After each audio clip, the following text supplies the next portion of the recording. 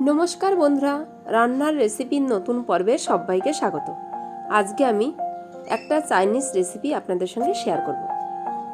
এটা Chinese recipe হলেও এটা কিন্তু সকলেরই পছন্দের একটা রেসিপি। আমি আজকে তৈরি করে নেব চিকেন চাউ। একদম সহজ পদ্ধতিতে সহজভাবে চিকেন চাউয়ের রেসিপি আপনাদের সঙ্গে শেয়ার করব।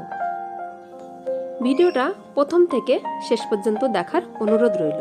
প্রথমে আমি এই বাটির মধ্যে নিয়ে নিয়েছি ছোট করে কেটে নেওয়া বোনলেস চিকেন। এখানে 250 গ্রাম বোনলেস পেস্টের চিকেন আমি নিয়ে নিয়েছি। এর মধ্যে দিয়ে দিলাম স্বাদ মতন লবণ, আর দিয়ে দেব 1 চামচ মতন গোলমরিচের গুঁড়ো।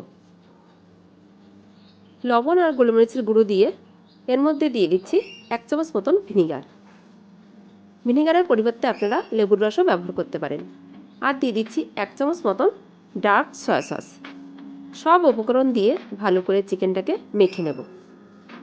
চিকেনটাকে ভালো করে মেখে নিয়ে আমি ঢাকনা দিয়ে ঢেকে রাখব। চিকেনটা ভালোভাবে মেখে নেওয়া হয়ে গেছে। এবার আমি ঢাকনা দিয়ে ঢেকে রাখছি আধ ঘন্টার জন্য। ওভেনে একটা প্যান বসিয়ে দিলাম। প্যানের মধ্যে দিয়ে দিচ্ছি বেশ কিছুটা জল। জলের মধ্যে দিয়ে দিলাম 1/2 চামচ মতন লবণ, আর দিয়ে দিচ্ছি 2 টেবিল চামচ রিফাইন অয়েল। জলটা হালকা গরম হয়ে গেছে। এবার জলের মধ্যে দিয়ে দিচ্ছি 1 প্যাকেট নুডলস। এই নুডলসটাকে আমি ভাঙিনি, আমি নুডলসটা গোটা গোটাই রান্না করব, তাই আমি এইভাবে সেদ্ধ করে নিচ্ছি। এক সাইড দিলাম, যখন নরম হয়ে গেছে পুরোটাই প্যানের মধ্যে দিয়ে ভালো করে জলের সঙ্গে মিশিয়ে সেদ্ধ করে এবার আমি নামিয়ে নিচ্ছি।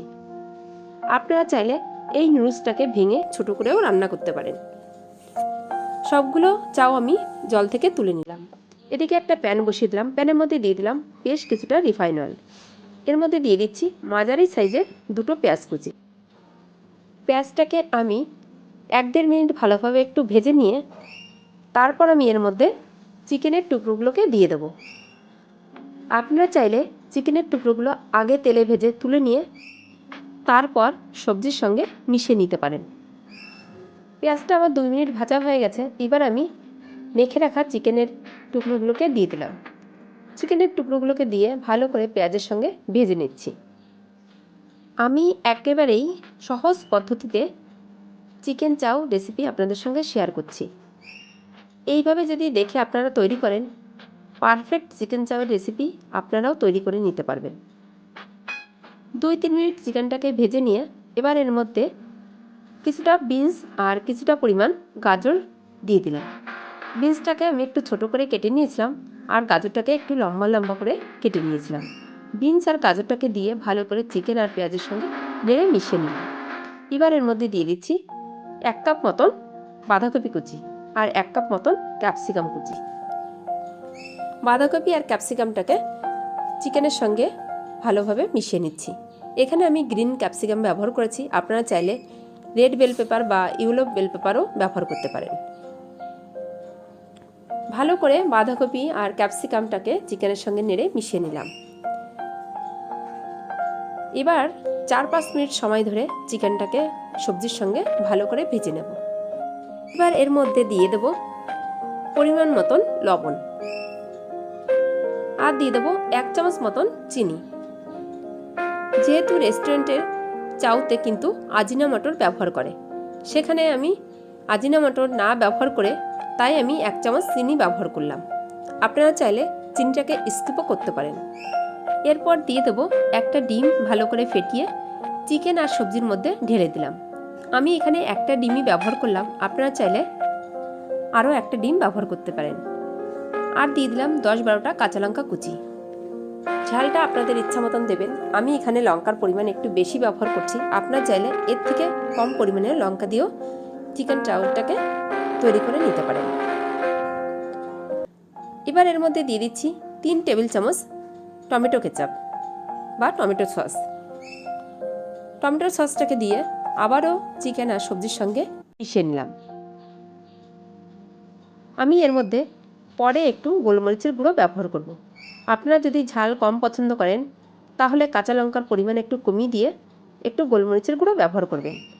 ভালোভাবে চিকেন আর সবজিটাকে ভেজে নিয়ে আগে থেকে বয়েল করা নুডলসটাকে এর মধ্যে দিয়ে দিলাম।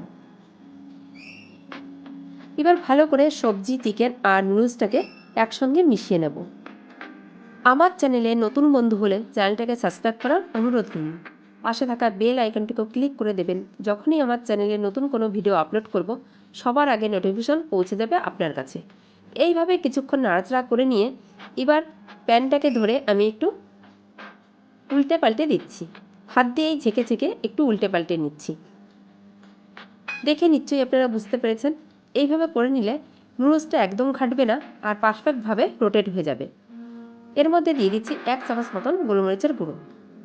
আগেই আমি বলেছি, লঙ্কাটা যদি আপনাদের কম পছন্দ হয় তাহলে কিন্তু কাঁচা লঙ্কার পরিমাণ কম দেবেন। অবশ্যই কিন্তু গোলমরিচের গুঁড়োটা ব্যবহার করবেন, তাহলে নুডলসের স্বাদই পাল্টে যায়। আবারও কিছুক্ষণ নাড়াচাড়া করে নিলাম গোলমরিচের গুঁড়োটা দেওয়ার পর। এইভাবে কিছুক্ষণ নাড়াচাড়া করে নেব। যখন দেখব সব উপকরণ ভালো করে চাউর সঙ্গে মিশে গেছে, তখন কিন্তু আমি এটাকে নামিয়ে নেব। আরও 2-3 মিনিট ভালোভাবে নাড়াচাড়া করে নিয়ে সব উপকরণ ভালোভাবে চাউর সাথে মিশিয়ে নিয়ে এটাকে আমি নামিয়ে নিচ্ছি। আমি একটা প্লেটের মধ্যে সার্ভ করে নিচ্ছি। এটা অবশ্যই বাড়িতে একবার ট্রাই করে দেখতে পারেন। আশা করি আপনাদের কিন্তু খুবই ভালো লাগবে। সবথেকে বেশি টেস্টি নুডলস তৈরি করতে চাইলে আপনারা এই পদ্ধতিটা ফলো করতে পারেন। এই পদ্ধতিতে যদি নুডলস তৈরি করেন তাহলে খেতে এতই টেস্টি হবে যে আপনারা রেস্টুরেন্টের নুডলসের কথা ভুলে যাবেন। আপনাদের কেমন লাগলো অবশ্যই কিন্তু কমেন্ট করে জানাবেন। যদি ভালো লাগে ভিডিওটাকে লাইক, কমেন্ট, শেয়ার করতে কিন্তু ভুলবেন না। আজ তাহলে এই পর্যন্ত। অন্য কোনো দিন ফিরে আসবো অন্য কোনো রেসিপি নিয়ে। রেসিপিটা দেখার জন্য অনেক অনেক ধন্যবাদ।